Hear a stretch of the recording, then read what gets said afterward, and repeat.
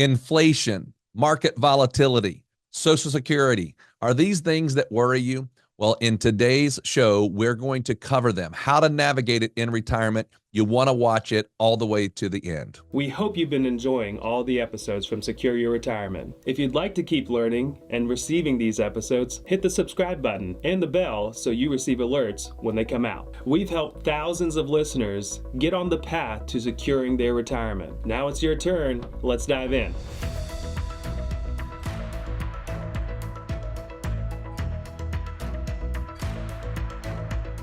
Welcome to Secure Your Retirement Podcast. Today, we're going to be talking to you on a topic that I think a lot of people are asking us about anyway, and we're having conversations with them because right now we're going through all of our financial planning strategy meetings with our clients, and it's this idea of what's 2025 going to be like, and we've got the answer, which is nobody knows. We do have things, though, that we can plan for, so really the thrust of this particular episode is to say, we know we're going to be dealing with some inflation. We know we're going to have some market volatility. And then people have concerns, as we do every single year, about Social Security. And that could be from the perspective of, when should I start taking it, and are my benefits at risk? And so we'll kind of talk through all this thing, because our goal with this particular episode, I think, is to really try to help you have peace of mind, because I think not talking about it can give you anxiety. And if you go turn on the news, that can give you even more anxiety, because they're trying to get ratings. They're trying to get you to continue to watch. And so every item is potentially blown up as way bigger than reality. And so we kind of learned, and we teach our clients, is sometimes we have anxiety, and that's undue anxiety. We're worried about something that's never going to happen. So let's just kind of say, hey, let's have a plan in place. Let's put something in place to make it so that no matter what happens in 2025, we're not going to be blindsided. And I compare this all the time now to our most recent crisis that we've had to live through, which was the pandemic. And if you look back at it and you would go, in the moment, you're thinking, this is the worst thing that's ever happened in our lifetime. But when we look back at it today, we go, yeah, it was bad. We had a lot of bad things that occur through that whole thing, but we navigated it. And so that's the same way as we're going to look at 2025. So let's get started here, Merce, and kind of talk a little bit about maybe the topic of inflation and how that in fact affects retirees. Yeah, inflation is still there. I was in a meeting today with a client, and we were talking through their pathway a little bit and their roadmap, and we got on the conversation of expenses and how they're spending, and it went into a whole conversation around inflation. The big thing that was reassuring to the client is that we are in the pathway, putting into account inflation, not just for 1 or 2 years, but for the entirety of the plan.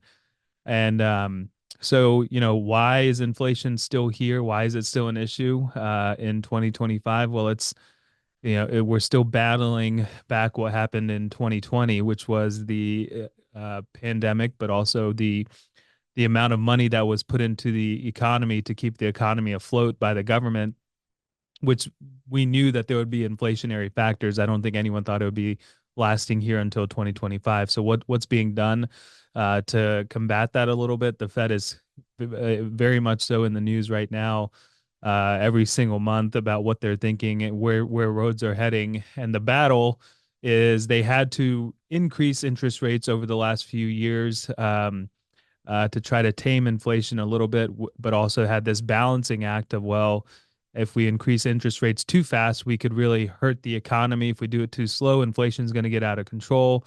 And we don't want something that happened back in the 70s and 80s, where inflation lasted 10 or 12 years. So where we sit right now, the Fed is basically saying, hey, we've done some rate cuts back in 2024, and now we sit here in February of 2025, around this time, early 2025, no rate cuts on the table yet for the year. They've said they need to kind of see more data around inflation, where it's headed, but also the strength of the economy. So projections, there are supposed to be rate cuts this year, but do we actually get those?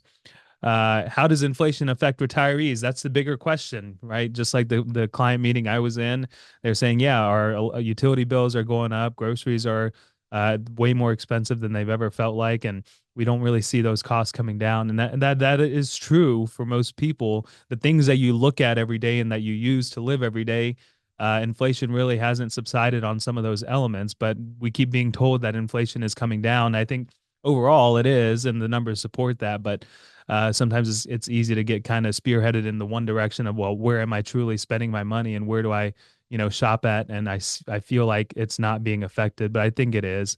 It's just going to continue to take some more time. But how does the retiree navigate that? Well, the nice part is that they're not tied to jobs anymore. Whereas, someone who is tied to a job can only go shopping at a certain time, doesn't have time to kind of navigate deals. So they're buying off the rack, full price. Travel becomes very work related in the sense of vacations are during certain periods of the year where it may be more expensive to travel. So the retiree has the advantage of time on their hands where they can kind of navigate, do I travel this year or not? Or do I travel when other people are not traveling to get better costs, better rates?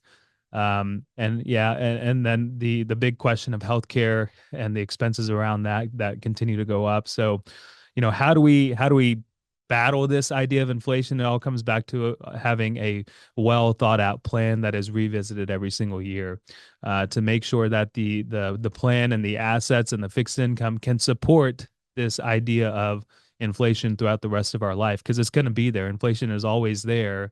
And it ranges all over the place. We are what feels like a higher inflationary environment right now, but for the 80s to the early 2000s, it was very, very low and we got spoiled. The 70s to the 80s was very high again. So it's always going to be there. The question is that the plan that you have in place, does that account for that, and do the assets support it? And we can talk all day about the best way to invest, and we'll talk a little bit about that and being prepared for that. But thinking through the plan that you have today and whether or not that's going to support this idea of longer term inflation than we expected. Yeah. And I think too, just on that topic, before we move on to the next one is, I mean, Merce talked about it, but having what we call the peace of mind roadmap, that really helps us navigate every one of these topics that we're going to talk about today. Imagine being able to sit down and look and think about that thing like a GPS and going, okay, this happened. How does that reroute look? And I think that's the advantage that what we see when our clients are sitting there, they're not coming in with anxiety. They're coming in and just going, hey, we've got this. How does my plan look? And they walk out of the meeting going, everything's fine. Everything's okay. Not going to affect me. But here's another one, market volatility and interest rates. So, when we think about what's going to happen this year, is it possible that the Fed's going to cut rates more than where they were? It's possible that they'll get some more. But the reality is, just on the topic of what Merce talked about, they want to make sure, the Fed wants to make sure that inflation is under control. So it's probably not going to be aggressively dropping rates. I think we might see ourselves in a holding pattern on the rates.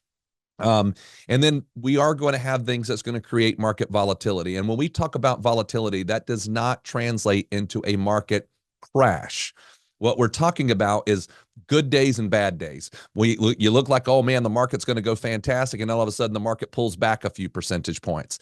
I mean, and do we think that we could see the markets go up 5% and back down 5%? Absolutely, we think we can do that. Ultimately, we are projecting, and I use that word very carefully, we do think that this year is going to end positively. But we're going to have a little bit of a rocky road in the middle, and we're going to have some topics that are going to come up that are going to be a challenge. We still have the issues with Russia and Ukraine. And even if you're listening to this and there's already been a resolve to say we're going to have a peaceable way of dealing with this thing going forward, it's not over. There's still going to be issues there. There's still rebuilding issues between Russia and Ukraine as far as their infrastructure. And then on top of that, you've got other geopolitical scenarios that are still hot and heavy going on across the globe. And so we're going to have those types of things that are going to create volatility. The response as to how things get dealt with here domestically. Does certain objectives make part of the population not like it? And does that upset maybe business cycles? All of those things this year, I think, are things that are going to create the volatility. I want to come back to, though, if you have a good risk managed approach of your investing, We talk about this. You can go back and listen to previous episodes. We talk about having a 3-bucket strategy. We believe bucket 1, have some cash for emergencies. Bucket 2, have an income safety bucket, and then have that bucket that's the growth bucket. But imagine I've got my income safety bucket. It's providing all of the income I need for all of my essential income needs and even some of my wants. And if I'm not retired yet, it's there for when I do retire. I can then live through volatility in a much lower anxious state. And that's the whole key here. If you go into the stock market or into the markets period, and you understand that there's going to be volatility at any point, and we don't know when it's going to be, it's going to be there. We know it's been around for decades after decades. And if I've got that income safety bucket set up correctly, it takes away that stress. And so we really put a lot of emphasis on that because we see it every single day when our clients come in. They are not stressed. I mean, they may have a concern, but they're not stressed. And we want to share that message with as many people as possible. So let's hit on our next one there, Merce. Yeah. And adding on to what you just said, Radon, we are having our financial plan strategy meetings right now with clients to kind of help them understand their roadmap, their pathway, see what concerns they have and everything like that. But one of the main themes that our advisors are talking to clients about is this aspect of rebalancing. Rebalancing is not a new word, but especially when it comes to investment strategy. But the thing is that over the last couple of years, you've had some really good growth market years. You've had 2024, which was double digits. 2023 was double digits. 2022 was a down year, but then 21, 20, and 19 were all double-digit market years. So this idea of growth assets versus safe assets for a lot of people, including our clients, the growth money has grown faster than the safe money. That's how it's supposed to be designed.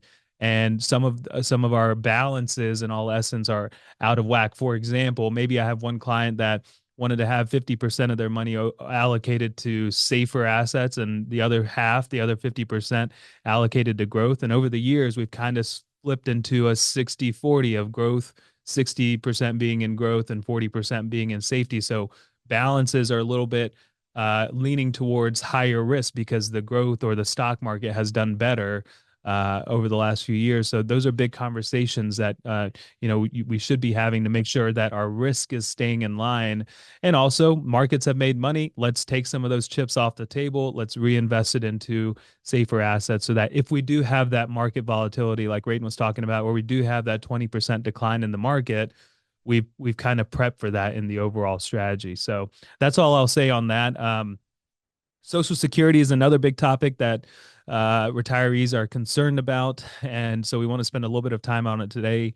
The COLA, cost of living adjustment, that's the quote unquote raise that you're supposed to get from Social Security from time to time. Last year in 2024, it was 3.2%. This year here in 2025, it feels unfair, but it was 2.5% of an increase to people receiving the benefit. And the unfair part about it is that also Medicare had increases as well. So it was kind of a wash. You got a raise on Social Security, but your Medicare premiums went up a little bit. And so your net result is no real growth in your fixed income. And that's a problem for people, especially if you're 100% relied on Social Security. And that is something to navigate. So you can think about how we talk about setting up investment strategies and having roadmaps and pathways in place. Social Security is fully encompassed in that. One, when do I take Social Security? How do I take it? Does one person take it early? Does the other person wait till 70? Do we do a combination of the two? So optimizing Social Security at first is a huge decision, and you want to make sure we get that right. But then also allocating assets in a place for them to complement Social Security in a predictable, reliable manner, and not just kind of rolling the dice on the stock market and hope that everything works out great for us. That's the other piece of it. And there's a rising world of alternative strategies out there as far as alternative investments for accredited investors, private equity, things like that are becoming more and more available that are not as correlated to the stock market. We see that being of tremendous value.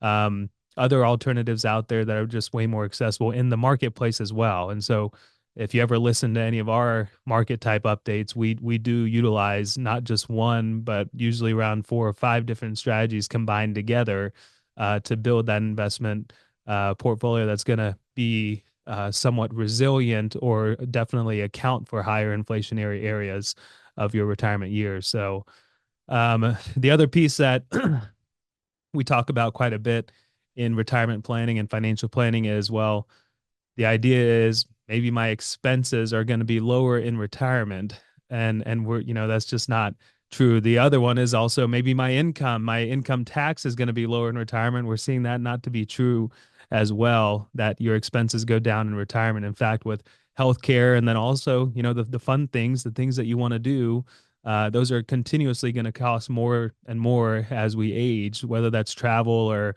hobbies or, spoiling the kids and grandkids. That costs something, and that cost is not going to go down, I don't think, tremendously. It's only going to stay steady or go up. And so the expense section of the retirement plan is rather important. And that we tell people, hey, if you're retiring this year in 2025, it's going to take you a full year or two before you fully realize what your run rate is in retirement. But to us, that's a rather important number because it's a big basis of how we build out the plans, right? What do I have to work with, and how am I going to spend? How am I going to spend that money? And do those two questions work well together, or do we have an issue of overspending, or maybe in some cases not spending enough, not truly enjoying the retirement years? So, I think the takeaway here is that we need to plan for increased cost, whether it's through inflation or we get inflation under control. Healthcare is a big issue. Social Security is not going to cover all of that. So, how we balance that idea of spending and then also longevity of the plan with a good risk managed type of investment philosophy. All right. So let's take away some actionable steps that you can put into place. I always tell people there's 2 types of people that are going to be listening to the podcast. One is the person who says, I just want to do things myself, and that's okay. Then you're going to have to go and, do your own spreadsheet and do your own steps, but at least do it. Kind of look at everything and try to build out a plan that you feel comfortable with. And then the other side are those that says, no, I really would like to have somebody do it for you. We also know we've got folks that are listening that are our clients. And so what we are making sure that we do proactively with our client base, and we would encourage you that if you have an advisor, maybe you have a conversation with them. If you don't have an advisor and you want to have a conversation with us, feel free to reach out to us. But what we do is we're going to go through their plan every single year. And we're going to basically say, let's update income, let's update spending, let's update where our actual accounts are today. Let's equate for, or at least manage based on this idea, what if we do have a soft year in the market? What does everything look like? And at the end of that meeting, 99.999% of the time, the person goes, I feel so much better. I feel so much better. And I can just have the rest of the year, and I'm not worried about the what ifs. And it makes a scenario where you just don't have to watch the news as much. You don't have to worry as much. You can go on that vacation if it's planned for. And if you had to do some adjustment, you at least know that you need to do the adjustment. And so I just encourage you to take action, to look at your plan, to try to see if you can get it figured out. And if you are listening to this and you're thinking, I'd love to have a conversation, regardless of the situation, feel free to go to our website, pomwealth.net. Go to the top right-hand corner and click on Schedule Call, and our calendar comes right up, and we would be more than happy to have a conversation with you. Our goal is, I think, very clear. We want you and everyone else to be able to have peace of mind. That's our goal in our firm. So we hope this has at least given you some, balance in thinking, and we hope it's been beneficial. We look forward to talking to you again next Monday. We hope you have enjoyed this episode of Secure Your Retirement. If you would like to learn more, we have actually created an online course called 3 Keys to Secure Your Retirement. This video course helps you to think through all the different steps as you get ready to plan for and live throughout retirement. You can access this by going to our website, pomwealth.net. In addition, you can also subscribe below to our podcast called Secure Your Retirement. For more retirement tips, check out these videos. Also, if you find them valuable, please subscribe to our YouTube channel and give us a like.